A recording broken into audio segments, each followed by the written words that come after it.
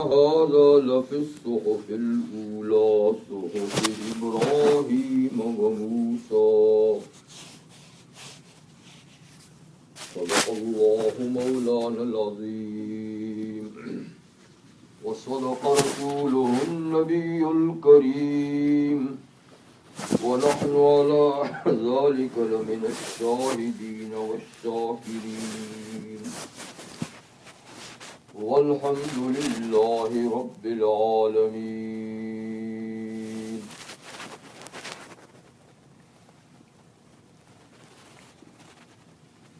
واجب الاحترام حضرات، سورۃ الاعلیٰ کی آخری آیتیں آپ کے سامنے اس کو تلاوت کی ہیں۔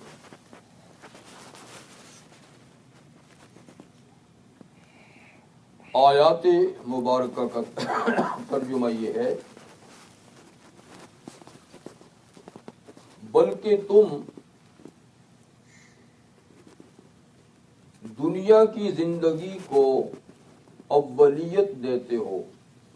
آگے رکھتے ہو، ترجیح دیتے ہو،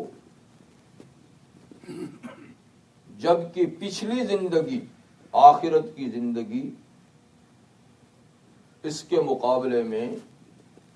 بہتر اور کامل ہے اور نہ ختم ہونے والی، پائیدار۔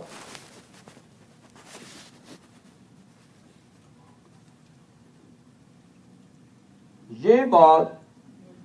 جیسے قرآن حکیم میں اللہ نے بیان فرمائی ہے،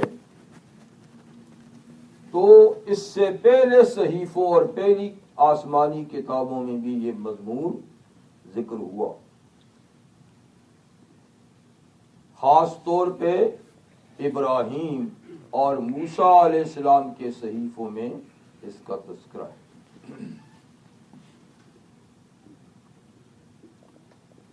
اس آیہ کریمہ میں اللہ تعالی نے ہماری ایک بیماری کی نشاندہی کی ہے، تشخیص کی ہے، ایک بیماری بتائی ہے، اور وہ بیماری کیوں پیدا ہوئی اور اس کے ختم ہونے کا علاج کیا ہے، یہ بھی ساتھ ساتھ بیان ہوا۔ قرآن حکیم کتاب موجز ہے، یعنی اس جیسی کتاب اور اس جیسی کلام انسان کے بس میں نہیں۔ کسی ایک انسان کیا، پوری انسانیت،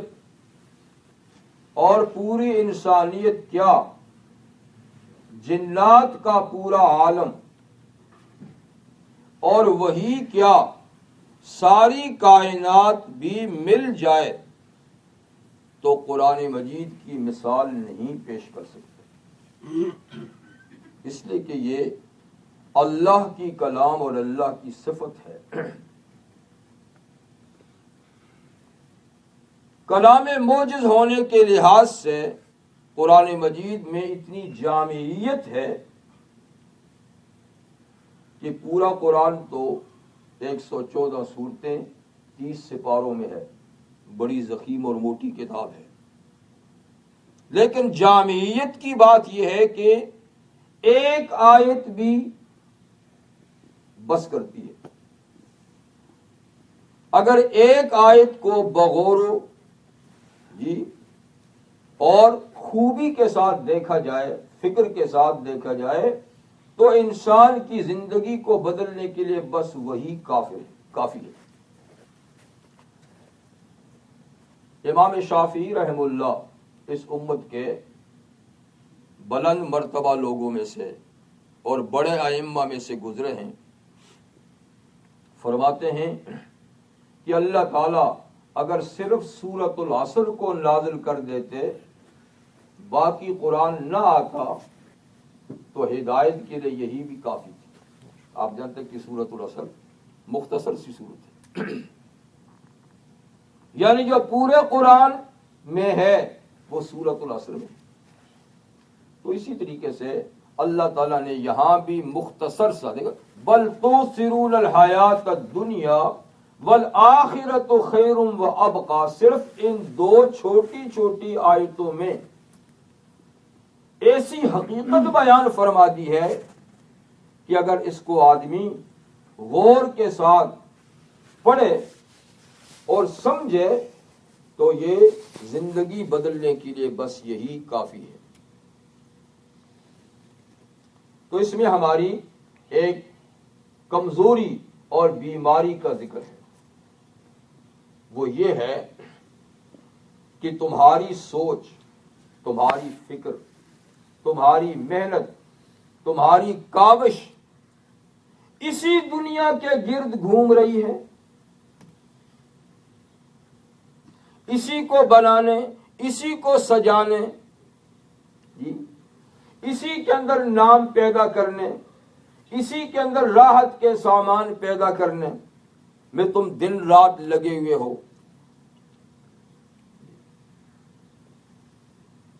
کہ مکان اچھا ہو اور جدید ترین فرنیچر سے مزین ہو، وسیع اور بڑا ہو، سواری عمدہ ہو، بینک بیلنس زیادہ ہو، لوگوں میں نام اور شہرت ہو، یہی چیزیں ہیں۔ دن رات اسی دھن میں آدمی لگا ہوا ہے، ہر ایک آدمی لگا ہے۔ کسی کو یہ چیزیں ملی ہوئی ہیں تو اور لینے کی ہوس ہے، اور کسی کے پاس کم ہیں تو اگلے کے لیول تک پہنچنے کے لیے شب و روز لگا ہوا ہے۔ تو بل تؤثرون الحیات الدنیا، تم تو بس دنیا کی زندگی کو بنانے کے چکر میں ہو، اسی کی راحت اور اس کے آرام کو حاصل کرنے کی فکر میں ہو۔ یہ بیماری ہے جس کا قرآن مجید نے ذکر کیا۔ ایک اور آیت کریمہ میں ذکر کیا ہے، اگرچہ وہاں خطاب تو کافروں سے ہے لیکن صورتحال آج ہماری بھی وہی ہے۔ سورہ یونس میں اللہ تعالیٰ فرماتے ہیں، ان الذین لا یرجون لقاءنا ورضوا بالحیات الدنیا واطمأنوا بها والذین هم عن آیاتنا غافلون، کہ وہ لوگ جو ہماری ملاقات کی امید ہی نہیں رکھتے کہ ہم سے بھی آخر ایک دن ملنا ہے، ہم سے بھی ایک دن ملنا ہے، اس کی امید ہی نہیں رکھتے، یا اس کا معنی یہ بھی ہے کہ وہ لوگ جو ہماری ملاقات سے خوف زدہ ہی نہیں ہیں، ان اس بات کا خوف اور اندیشہ ہی نہیں کہ ایک دن ہم نے اللہ کے سامنے پیش ہونا ہے اور جواب دہی ہے، اور اس بے خوفی کے نتیجے میں رضوا بالحیات الدنیا، وہ اسی دنیا کی زندگی پہ راضی اور خوش ہے، راضی اور خوش ہے، اسی کے بنانے کی فکر لگی ہوئی ہے، اور اس کے بنانے میں حرام حلال کی تمیز بھی نہیں، اپنے پرائے کی تمیز بھی نہیں، اللہ کے حقوق جاتے ہیں تو جائیں، بندے کے حقوق تلف ہوتے ہیں تو ہوں، لیکن بس میری زندگی بنے۔ دوسرا گرتا ہے تو گرے، دوسرا بے عزت ہوتا ہے تو ہو، دوسرے کا وقار مجروح ہوتا ہے تو ہو، لیکن مجھے تو یہ چیز حاصل ہونی ہے، میں نے تو یہ چیز حاصل کر کے رہنی ہے۔ دوسرا کا خون بہتا ہے تو بہے، تو ہر چیز کرنے پہ تلے ہوئے ہیں، صرف اپنی چند روزہ زندگی کو بنانے کے لیے۔ وَاطْمَأَنُّوا بِهَا، اطمینان کر لیا کہ بس یہی ہے۔ کافروں کی تو بس یہی ہے، اس میں کوئی شک نہیں۔ جو آخرت پہ یقین نہیں رکھتے یا جن کا آخرت پہ یقین غلط ہے وہ تو ٹھیک ہے، لیکن مسلمانوں کو کیا ہوا کہ ان کے دیکھا دیکھی وہ بھی صرف اسی دنیا پہ مطمئن ہو گئے، اور اسی کے بنانے پہ دن رات نظریں گاڑی ہوئی ہیں، اور اس کے بنانے کے لیے